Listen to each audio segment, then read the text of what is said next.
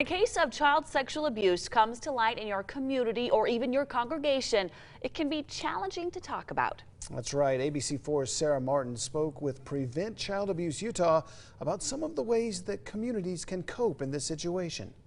A viewer who is a member of the Church of Jesus Christ of Latter-day Saints sent me an audio recording this week of a bishop trying to explain one of these horrible cases to his Utah congregation. We won't be identifying the suspect here, the congregation, or even the city to protect the identity of the victims, but we are going to take a look at this case to help all of us prepare for the worst. It could have happened in any city, any community, and any faith. The congregation leader here chooses to try and clear the air. We knew at some point that this day would come and we would have to make an announcement and let you be aware of what's going on and the facts so that there will be no speculation. Charging documents say this community member confessed to possessing and creating massive quantities of child pornography. The appropriate measures have been taken. It's been a ward in a stake arena to talk to families or people that he was near or associated with over the years, and they have been it's been discussed with them. The bishop goes on to ask that the congregation not research the details of the case.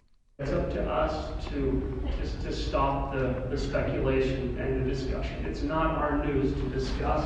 It's our burden to share and to help provide an atmosphere the family can start to heal at some point. He offers anyone who would like more information to talk to him personally. Prevent Child Abuse Utah says these horrible situations can be prevented and handled. And the number one thing is to talk about it and to talk with the appropriate terms about it. Executive Director Lorianne says communities need to implement structured time for discussion and prevention planning. So that we're just openly addressing that there is a possibility always in any circumstance for child sexual abuse. The vast majority of abuse happens at the hands of a person known and trusted by the parents.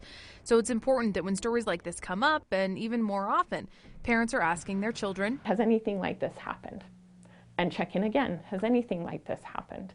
And help them understand that they have autonomy and can say no and can get help. Find a slew of resources on this topic for parents, for communities, and for leaders on our website at abc4.com. Reporting from the newsroom, I'm Sarah Martin, ABC4 News.